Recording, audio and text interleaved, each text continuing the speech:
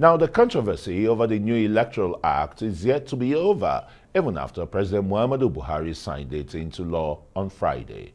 Reactions are now trailing Buhari's request to remove Section 84, which disenfranchises 7 political office holders from voting or being voted for at conventions or congresses.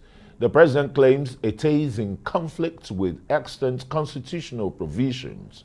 But Rivers State Governor Nyesom Wike and the Conference of Nigerian Political Parties disagree.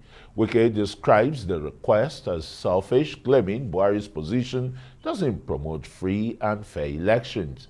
He alleges that the president is trying to protect his appointees, although the National Assembly has said it is expecting formal communications from the president on his observation. Arise News understands that some members of the legislature are not keen on any fresh amendments to the act. And meanwhile, as Nigerians continue to hail the signing of the Electoral Act, a group of people not particularly excited about the new law are persons living with disabilities. The demand for an amendment to Section 54 of the law is yet to be addressed. With a population of about 31 million, the group has been pushing for the removal of barriers that hinder citizens with disabilities from participating in the electoral process on equal basis with others. They say this is important because failure to approve their request will mean an indirect endorsement of discrimination and other harmful practices against citizens with disabilities. They also want state governments to make inclusion and participation of citizens with disabilities in governance and development programs a priority. The group says it is very expensive and difficult to live with disability without government support. Okay, to discuss some of the concerns of persons with disabilities, we're now being joined by Epelle, the Executive Director of the Albino Foundation. Very warm welcome to Newsnight. Thank you, sir. Well, Thank ordinarily, you for one would have said the sections 54, subsections 1 and 2 are quite enriching for your people. Does it in any way still connote, discriminations or stigmatizations or some kind of inhibitions against the Electoral Act? Well, I would say that we have a step in the right direction. It's the beginning. There is no perfect law. What we have right now is far more better than what we had before. Before, Section 56, subsection 2, of the last discrimination and the last 2010 as exactly, amended now by the 2022. I had said, for instance, that INEC may reasonably accommodate persons with disability. In summary, well, we moved for the repealing and replacement of that singular Section. word. Yes, for may to shall, and that's what we got in the current act. In Section 54, which you quoted, subsection 2 has now made it very clear that INEC shall reasonably accommodate persons with disability. I think, and I think I speak not only for myself, but for the generality of the community. I don't think we're saddened by the development of what we have seen right now.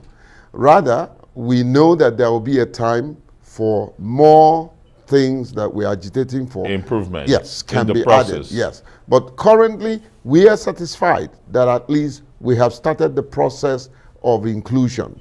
Although I was looking at what the president signed this evening, they're still using words like incapacitated people, which is totally... No, it's not a United Nations standard. Exactly. It's a PWD. Exactly. Yeah, it's discriminatory. With disabilities. Yeah. Now, subsection 1 of Section 54 has what I say looks like a foreshadow of priority voting.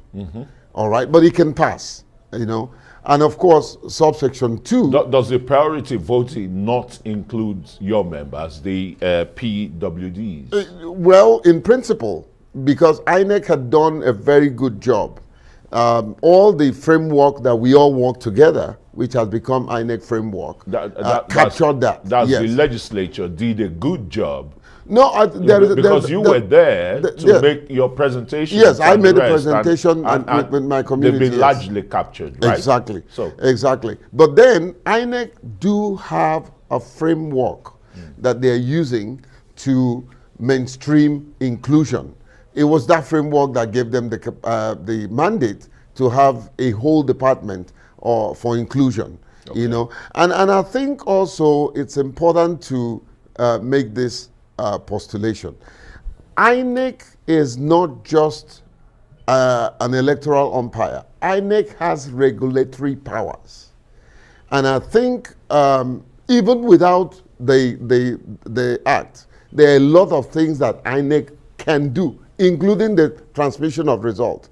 They have that regulatory power, and I think the time has come for INEC to begin to exercise that regulatory power and not waiting until a law has been passed before they embark on what is needful and what will promote, you know, democratic values with best practices across the globe. Yes, democratic value added, you know, electoral processes. Exactly. Yeah. Very well said. And you probably wouldn't be waiting on the legislature again for a further amendment to this new act. You rather do a petition or a memo to INEC to use their powers. Allow your members vote electronically? Yes, of course. There are because we're talking about 31 million people. Over 31 million people. That's more than 2-3 countries of Africa, you know. But the point here is we are going to exploit in full measure all of this provision. It gives us the leeway to get most of our agitation carried out by INEC. And we are going to, as we speak, we're already planning a roundtable where we'll bring lawyers, the likes of Sam Amadi, to sit down and tell us what are the dividends of these two clauses. How can we maximize it to make sure that we receive full inclusion? I always say this, that when a democratic process is not inclusive, is a rape on democracy. Indeed, it is. Indeed. Thank you so very much, J.